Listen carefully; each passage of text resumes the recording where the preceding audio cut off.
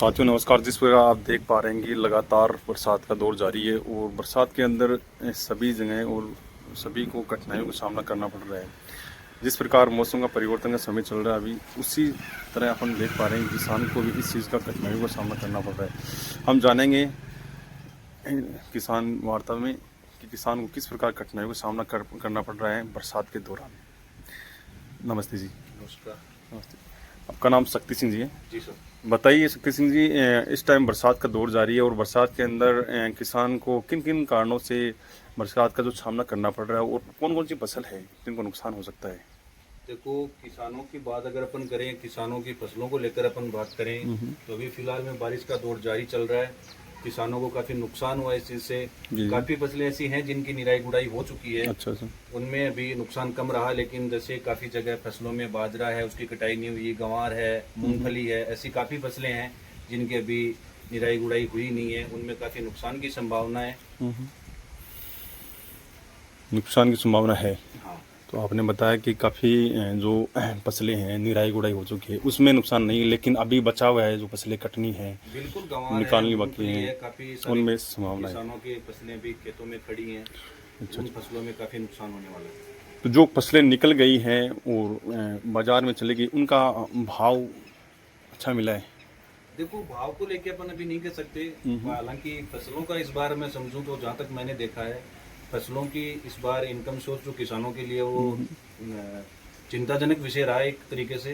बाकी जो बारिश अभी जो हो रही है उसको देख के आगे के समय को लग रहा है कि आने वाली जो फसल है वो शायद काफ़ी हद तक किसानों को मतलब खुशी के माहौल में चेंज करने वाली है। जी जी। अच्छा, अभी जो बरसात लगातार हो रही है वो कहीं न कहीं किसान को आशा होती है कि समय से बरसात होगी और इसका फ़ायदा उसको मिलेगा, लेकिन अंतिम चरण में जो फसल है अभी उसको निकालने का समय आया और अचानक से बरसात गिरती है, तो किसान को एक कहीं न कहीं हताशा और एक बिल्कुल निराशा का। बिल्कुल, इसमें यही रहेगा कि किसान काफी निराशजनक दिखाई दे रहे हैं। इस फसल के बारे में अगर अपन बात करें तो बारिश के इस मौसम में इस टाइम से अचानक से मौसम का जो है वो बदल जाना है, वो किसानों के लिए काफी चिंताजनक विषय रहा है। जी जी। अपन बात करें किसान एक अन्नदाता के रूप में, जैसे उन वो जिस दिन से फसल की निराई गुड़ाई से लेके बीज से लेके सब चीज़ों से लेके देख रेख पानी हर मौसम के बदलाव में लगा रहता है और एक पूरी दुनिया को पूरे जगत को कहते हैं अपन कि अन्नदाता जो किसान है वो हर चीज़ के लिए लड़ता है, लेकिन प्राकृतिक जो बरसात है, इन चीज़ों से कोई बच नहीं पाया है और इसके लिए कोई वो चीज़ देखो, नहीं ये है। वैसे तो प्राकृतिक चीजें हैं, इनसे बच पाना देखो मुश्किल ही नहीं, नामुमकिन सा जैसा ही है।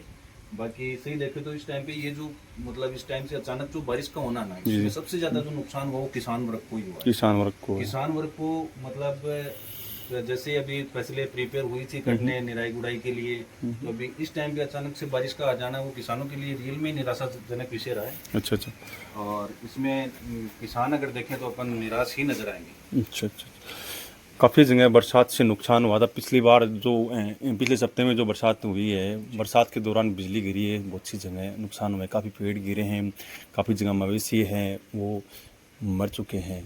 तो आप क्या कहना चाहेंगे, सरकार को एक क्या संदेश देना चाहेंगे जिसमें किसानों कहीं ना कहीं क्षतिपूर्ति हो, अगर अपन बात करें क्षतिपूर्ति तो हो किसान को, इसी के लिए। सरकार की अपन बात करें तो सरकार को एक उचित मुआवजा तय करना चाहिए, क्योंकि ये जो प्राकृतिक आपदाएं हैं जी जी। ये किसान वर्ग के लिए ही नहीं बनी है, ये सबके लिए बनी है। सरकार को इसके लिए तो उचित मुआवजे की ऐसी सुविधा करनी चाहिए। Right to act, right to अभी एक्ट। अपन राइट करें तो एक अपने पड़ोस में ही ऐसा हादसा हुआ था जिसमें आकाशीय बिजली गिरने से घर में 2 मवेशी थे, उनकी मौत हो गई। जी जी। घर वालों को, किसानों को लेके देखें तो उनमें काफी मतलब एक तरह से गमगीन जैसा ही माहौल हो गया। एक किसान जब एक पशु को पालता है तो वो उसको बच्चे की तरह लाड प्यार करता है, और अगर उसके साथ ऐसा कोई हादसा होता है तो उसको बहुत निराशा होती है कि ये मेरे साथ अचानक क्या हो गया। लेकिन ये प्राकृतिक आपदा, इसको अपन रोक नहीं सकते।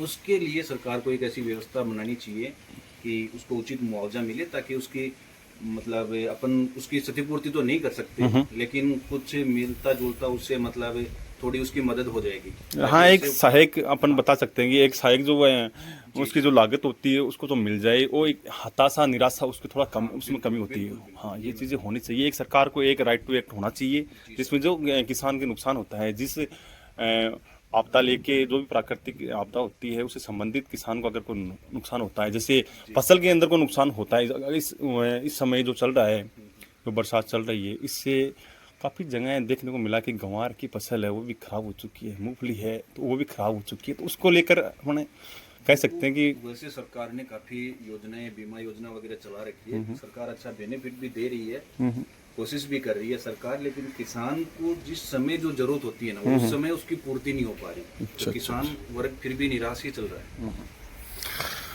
तो आने वाले समय में अपने देख रहे हैं हम कि कुछ गाँव के अंदर हैं हम लोग किसान, पहले शहरों के अंदर ज़्यादा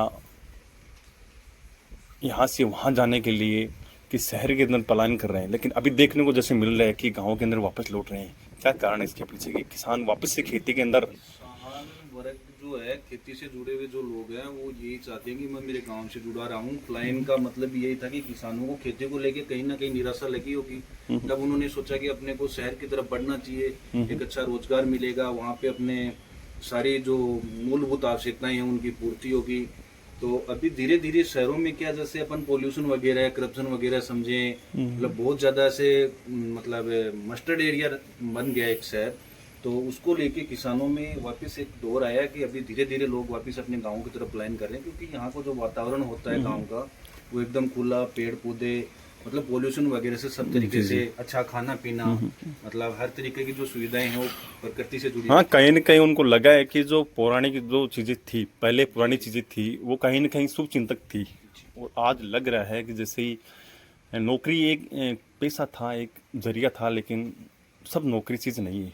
आज भी लोग 60 साल की नौकरी करने के बाद अपना खेती, पुश्तैनी जो खेती बची हुई है, वो कहीं न कहीं करने के लिए तैयार रहते हैं कि मेरा वो जो चीज़ है, खेत है, मैं उसको फिर से देखूँ। तो अभी नौजवानों को लेके आप क्या संदेश देना चाहेंगे? जो युवक यूथ को लेके यही संदेश रहेगा मेरा, क्योंकि भाई यूथ है वो अपने सबसे पहले तो जो अपने जिस क्षेत्र में वो प्लान करना चाहता है उसके लिए पूरे तरीके से प्रिपेयर रहे, नहीं तो अपना पैतृक काम तो जो है वो अपना खेती बचाई हुआ है। जी, थैंक यू, धन्यवाद।